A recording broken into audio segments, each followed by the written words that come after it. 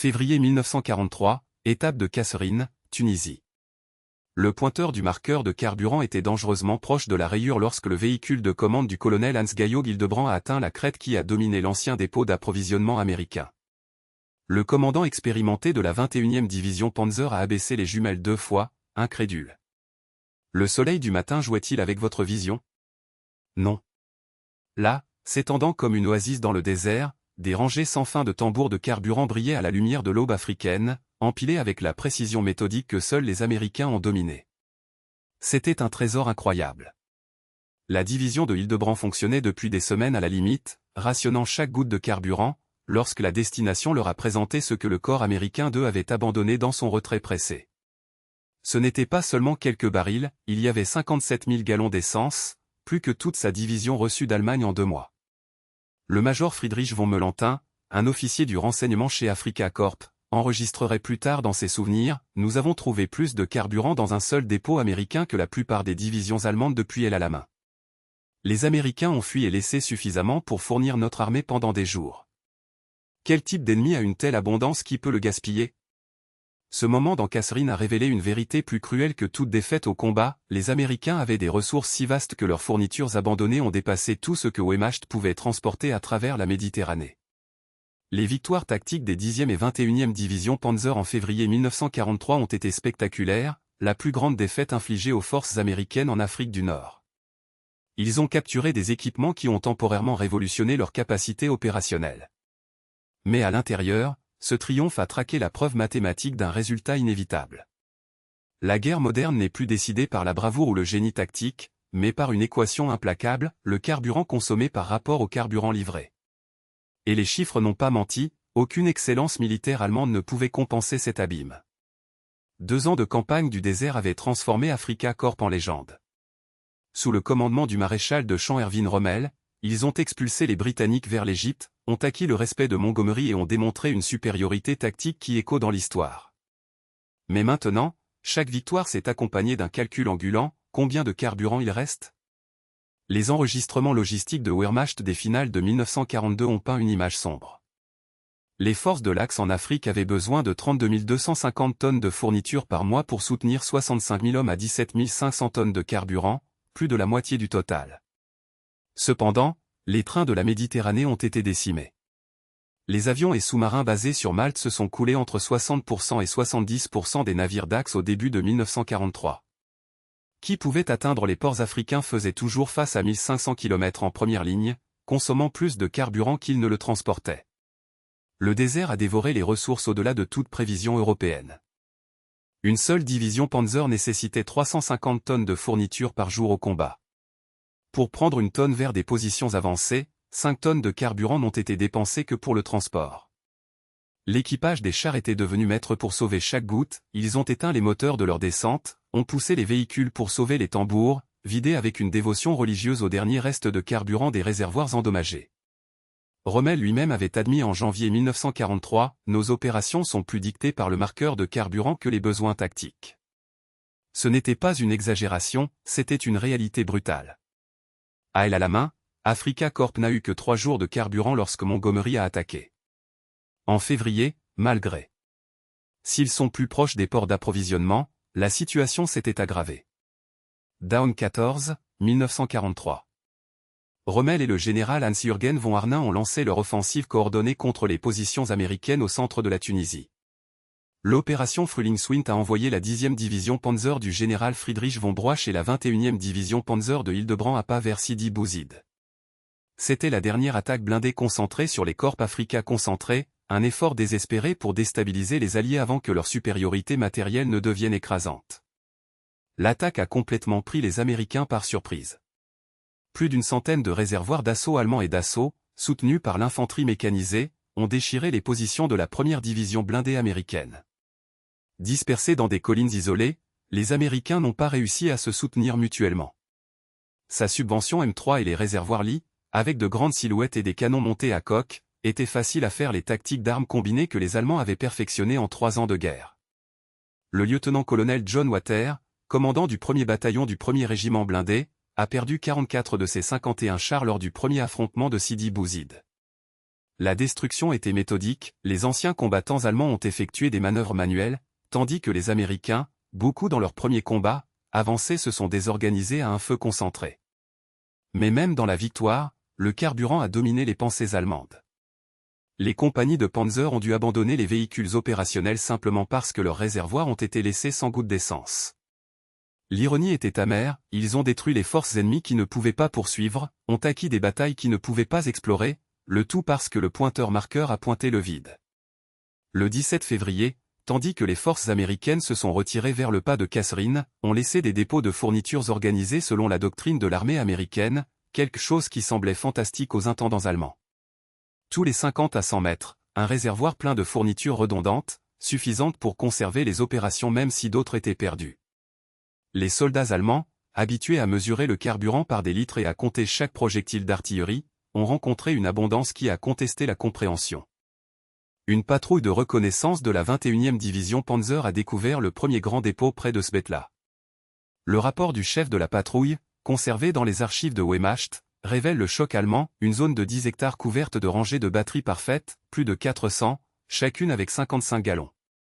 Il y avait des aliments pour un régiment entier pendant un mois, du pain blanc frais, de la viande en conserve, du vrai café, du chocolat, des milliers de packs de cigarettes.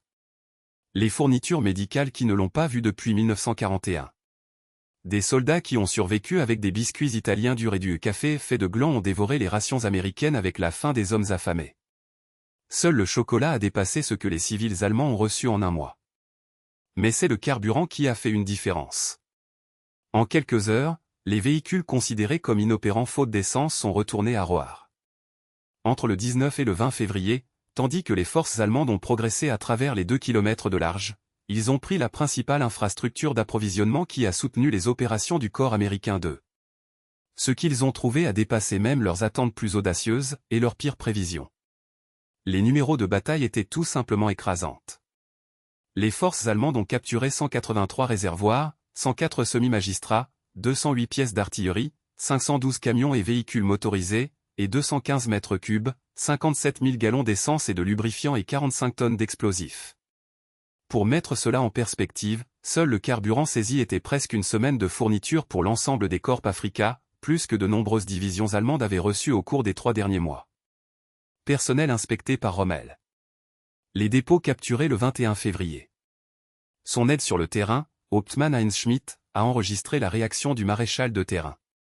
Pendant un long moment, il est resté silencieux, observant les montagnes des fournitures. Puis il a murmuré avec une forte clarté, « Chaque bataillon américain reçoit plus que nos divisions entières. Quel genre de victoire est-ce, quand l'ennemi peut se permettre de perdre plus que nous pouvons utiliser ?» Mais même le carburant n'était pas le trophée le plus précieux. Les véhicules américains capturés se sont révélés encore plus décisifs. Les dossiers de Wehrmacht révèlent que jusqu'en février 1943, 85% des transports Africa Corp ont été constitués de véhicules britanniques et américains saisis. Les camions GMC de 2,5 tonnes, surnommés Jimmy par les soldats allemands, étaient spécialement convoités, plus fiables que les plus faciles à entretenir et souvent abandonnés avec des pièces de rechange que l'Allemagne n'avait pas fabriquées depuis des années. Derrière ces stocks, cependant, il y avait quelque chose de plus dérangeant, une philosophie radicalement différente de la guerre. Les manuels militaires américains capturés ont révélé une doctrine basée sur un excès délibéré. Alors qu'une division allemande opérait avec 200 tonnes de fournitures quotidiennes, une division américaine a reçu 700 tonnes, non pas par le luxe mais par calcul. Ce n'était pas seulement une question de ressources, c'était une conception distincte de la guerre elle-même. Les interrogatoires des prisonniers américains ont approfondi le choc. Le capitaine William Baker du 1er bataillon blindé a déclaré que son unité avait reçu 100% des fournitures demandées, une autre marge de réserve de 25%. Lorsque des agents du renseignement allemand ont suggéré que c'était de la propagande, Baker a ri, c'est considéré comme le moins acceptable. Les documents de réquisition ont confirmé les allocations qui ont dépassé les livraisons mensuelles totales de divisions allemandes entières. Le général Friedrich von Broach, commandant de la 10e division Panzer, a résumé la découverte de son rapport post-Batala, l'ennemi opère selon des principes étrangers. Il planifie des déchets, considère la redondance essentielle et traite l'excès comme sûr. Ce n'est pas une armée au sens européen. C'est un processus industriel qui, par hasard, implique un combat. La victoire à Kasserine a généré un paradoxe que même les officiers subordonnés ont réalisé, les fournitures capturées ont résolu des besoins immédiats, permettant des opérations qui seraient autrement impossibles. Mais son abondance a révélé une vérité mathématique implacable, l'Allemagne n'a pas pu surmonter cette guerre. L'impact psychologique sur les troupes était dévastateur. Ils ont trouvé la pénicilline, un médicament miracle non existant même dans les hôpitaux militaires allemands. Ils ont constaté que le chocolat et le café étaient des aliments standards, tandis que leurs familles dans leur pays d'origine ont survécu avec des substituts de café basés sur le navet et l'orge. Mais le coup le plus dur est venu des documents capturés, tout serait remplacé en semaines. Les manifestes de départ ont montré que ce n'était que l'un des dizaines de dépôts identiques. Un lieutenant de Panzer de la 10e division a écrit sur une lettre à domicile, conservée dans des archives familiales, « Nous avons été banqués avec des rations américaines tandis que nos familles ont faim. Nous brûlons leur carburant pendant que notre patrie souffre de rareté. Nous avons gagné une bataille capturant ce qu'ils jettent. Ce n'est pas une victoire. » Rommel a subi une transformation radicale dans son évaluation des forces américaines. Initialement, cela les démenait, les appelant mal formés et équipés d'une doctrine inférieure. Mais face à ces ressources, il a compris que la capacité tactique comptait moins que la capacité industrielle. Dans son rapport du 22 février à OKW, Oberkommando der Wehrmacht, en partie cité dans des histoires d'après-guerre, il a averti, « Les Américains sont militairement inexpérimentés mais matériellement écrasantes. Ils apprennent des erreurs que nous ne pouvons pas faire. À votre avantage. Chaque jour, ils deviennent plus forts, nous, plus faibles, quels que soient les résultats tactiques. » Sa conclusion était prophétique, nous pouvons surmonter les batailles, mais pas la guerre. Les Américains n'apportent pas la supériorité tactique à la campagne, mais la supériorité arithmétique. Ils gagnent la multiplication des fournitures, des équipements, des tentatives. Nous avons du mal à toute la production industrielle d'Amérique. Après Kasserine, Afrika Korp est venu à dépendre de plus en plus des fournitures capturées, une spirale mortelle. Chaque avance a nécessité la capture de nouveaux stocks ennemis, transformant la planification tactique en retrait désespéré. Jusqu'en mars 1943, les dossiers de Wehrmacht ont montré des scènes surréalistes, l'équipage allemand opérant Sherman capturé, marqué de croix de Wehrmacht, unités d'artillerie tirant 105 mm obus américains, les sociétés de transport composées exclusivement par des véhicules ennemis. Les fiers Afrika Korp étaient devenus, selon les mots d'un vétéran, une armée de parasites, vivant sur les excès de l'ennemi. La dépendance a atteint les niveaux grotesques, les ateliers allemands ont utilisé des outils américains et des pièces de rechange inexistantes en Allemagne, les unités médicales dépendent désormais de fournitures capturées, même les véhicules du personnel fonctionnaient avec du carburant américain, tandis que les allocations allemandes ont hiérarchisé les réservoirs qui n'existaient plus de plus en plus. Mais le pire est venu des documents capturés, la première évaluation nécessite une production industrielle américaine. Qui a découvert border l'absurde? Un seul rapport de Detroit Tank Arsenal a révélé la fabrication de 1350 réservoirs Sherman M4 en janvier 1943, plus que l'Allemagne a produit tout le trimestre. Pire encore, les projections de croissance, alors que la production américaine augmentait mensuellement, l'Allemand est tombé, étouffé par les bombardements et le manque de matières premières. Les chiffres se sont prononcés pour eux-mêmes, cruels et définitifs. Avions, 4000 par mois, États-Unis, contre 2000, Allemagne. Tank, 4000 par mois, États-Unis, contre 5 cents, Allemagne.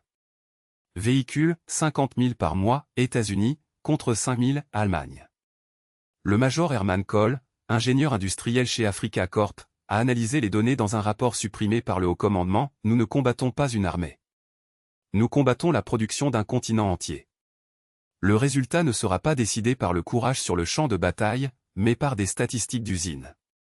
Et il y en avait plus, les équations humaines tout aussi implacables. Afrika Korp a perdu des anciens combattants irremplaçables, formés pendant des années. Chaque char allemand détruit signifiait un équipage qui ne pouvait pas être remplacé. Déjà les Américains, chaque bas a été remplacé en semaine.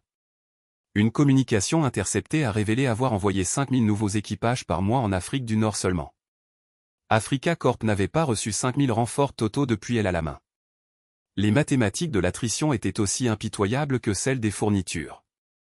Une force parasite, survivant non pas par sa propre logistique, mais par la générosité involontaire de l'ennemi. Chaque litre de carburant brûlé dans les moteurs de son armure, chaque projectile tiré de canons capturés, Chaque ration consommée de boîtes marquées avec la star blanche américaine était une confession silencieuse. Reich ne se battait plus avec ses propres ressources, mais avec les restes d'un adversaire qui a produit à une échelle inimaginable. Les rapports finaux de l'État allemand, écrits en chandelle dans des abris secoués par des bombardements constants, ne parlaient plus de « victoire tactique » ou de « supériorité opérationnelle ». Ils ont parlé en tonnes. En gallons. En nombre qui, lorsqu'il était aligné côte à côte avec ceux des Américains, n'a pas révélé une guerre mais un massacre statistique. Un agent de la logistique a noté, avec une amertume presque clinique, « Nos dépôts sont pleins d'équipements américains parce que nous n'avons pas le nôtre. Nos mécaniciens réparent chèrement car il n'y a pas de pièces pour nos Panzers. Notre soldat. Les mangeurs sont des rations américaines parce que les nôtres n'arrivent pas. Nous ne sommes pas une armée. Nous sommes un musée trophée que nous ne pouvons pas soutenir. » Et puis la fin est venue, pas avec un accident de bataille décisif, mais avec le silence progressif des moteurs à carburant, l'épuisement des munitions, la vidange des dernières canettes de nourriture. Lorsque les troupes alliées ont rompu les lignes le 6 mai, elles ne trouvaient pas une résistance fanatique, mais une force déjà réduite à l'inanition logistique. Les derniers Panzers, immobilisés par manque de pièces, ont servi de fortification statique. Les soldats, squelettiques sous des uniformes boiteux, étaient massifs non pas par peur mais par épuisement mathématique. Un lieutenant de la 15e division Panzer, alors qu'il remettait son revolver à un sergent américain, marmonna « Ils ne nous ont pas gagnés. Ils ne nous ont dit que jusqu'à la fin. Les chiffres, après tout, ne mentent pas. » Et à Tunis, ils ont crié. La reddition du 13 mai 1943 n'était pas un résultat dramatique, mais un épilogue silencieux. Les divisions allemandes, une fois craintes, se rendirent maintenant sans condition, non par la défaite militaire, mais pour l'épuisement existentiel. Il n'y avait plus de carburant pour déplacer les blindés, pas de munitions pour nourrir les canons ou du pain pour soutenir les hommes. Ils se sont rendus à un ennemi qui pouvait se permettre le luxe de la générosité parce que la victoire avait déjà été écrite dans les livres de Contaben de Détroit et Pittsburgh des mois avant le dernier coup. Lorsque le général Hans Kramer, le dernier commandant Afrika Korps, a déclaré « Nous avons été vaincus par un matériel supérieur », ces paroles étaient un euphémisme cruel. Ils ont non seulement été vaincus par des chars et des avions, mais par un système qui pouvait gaspiller ce que l'Allemagne ne pouvait même pas rêver de produire. Un système qui a remplacé en semaines ce que Reich a pris des années à fabriquer. Un système qui a transformé l'idée même de la guerre en une équation où l'Allemagne est née avec le résultat négatif. Et c'est à Kasserine que cette vérité s'est révélée dans toute sa clarté de brutalité. Pour les Américains, la bataille du pas de Kasserine est entrée dans l'histoire comme une défaite nécessaire, le genre de leçon que seul le feu royal peut enseigner. Dans quelques semaines, l'armée américaine s'est réorganisée, en remplacement des commandants, en améliorant les tactiques et en fusion des armes sur une machine de guerre qui écraserait bientôt tout devant. Patton est arrivé. Les divisions blindées ont appris à concentrer la force. L'infanterie et l'artillerie ont commencé à fonctionner comme un seul point serrado. Mais pour les Allemands qui ont battu Kasserine, la bataille n'était pas un triomphe, mais un présage. Chaque boîte de munitions capturée, chaque gallon de carburant volé, chaque canette de ration américaine était à la fois un soulagement momentané et une condamnation à mort. Les anciens combattants qui ont survécu à la captivité et sont retournés en Allemagne après 1945 ont parlé de Kasserine avec une étrange révérence. Pas comme une victoire, mais comme le moment où ils comprenaient, avec une certitude froide, que la guerre a été perdue. Non pas à cause des victimes, ni par position sur la carte, mais par une arithmétique industrielle qui a été révélée dans les nombres estampillés dans les boîtes d'alimentation abandonnées. En 2003, le dernier officier allemand encore vivant de cet ancien lieutenant de combat qui a préféré rester anonyme enlevé avec une forte précision « Nous avons capturé suffisamment de carburant pour lutter pendant des jours, de la nourriture pour se régaler pendant des semaines, des munitions pour surmonter les batailles. » Ces 57 000 gallons de carburant volés à Kasserine étaient en même temps la dernière injection de vie d'Africa Korps et de son certificat de décès. Économisés, car ils ont permis à la résistance de s'écouler pendant quelques semaines de plus. Condamnation, car ils ont prouvé que la résistance était un geste futile. Les Allemands avaient espionné, pour la première fois, le vrai. Le visage de l'ennemi, pas les soldats sur le champ de bataille, mais les lignes de production qu'ils n'ont jamais arrêtées, les navires qui n'ont jamais manqué d'arriver, la capacité de jeter ce que l'Allemagne tuerait pour posséder. Kasserine a enseigné aux Américains comment gagner. Les Allemands ont enseigné qu'ils avaient déjà perdu. Les deux leçons étaient vraies. Mais un seul était irréversible. le retrait des dépôts américains dans le Passo de Kasserine en février 1943 a marqué le dernier soupir tactique de l'Allemagne en Afrique.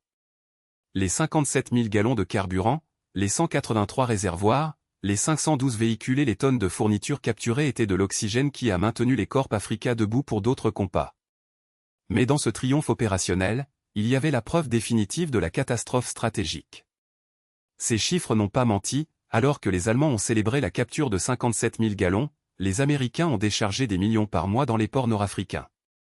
Alors que les Panzers capturés ont été traités comme des reliques, les usines de Détroit crachent 1350 Sherman chaque mois. Bien que chaque émission américaine puisse être jouée en or, les États-Unis ont brûlé l'agriculture excédentaire pour maintenir des prix stables. À Kasserine, Africa Corp a remporté une bataille qui a prouvé que la guerre était déjà perdue. Ils ont capturé des fournitures qui ont démontré qu'ils ne pouvaient jamais être fournis. Ils ont remporté une victoire qui a révélé que la défaite était inévitable. Ils ont découvert, au milieu du désert tunisien, que la guerre moderne ne gagnait pas pour le courage, mais par comptabilité. Qui n'a pas combattu les divisions mais contre les chiffres. Et que les chiffres, contrairement aux hommes, ne saignent pas, ne se retirent pas, ne se rendent pas. L'héritage de Kasserine est donc une ironie historique cruelle. Pour les Américains, c'est le tour du tour qui les a conduits à la victoire. Pour les Allemands, c'était le moment où ils ont compris qu'aucune tactique, aucune audace, aucune quantité de médailles dans la poitrine ne pouvait gagner une équation. Ces 57 000 gallons américains de carburant ont raconté toute l'histoire de la Seconde Guerre mondiale non pas dans les batailles, mais dans les feuilles de calcul. Africa Corp avait capturé, dans les sables de la Tunisie, la preuve matérielle de sa propre annihilation. Il avait volé à l'ennemi non seulement des fournitures, mais la certitude mathématique que le Troisième Reich a été condamné avant même le premier coup de feu.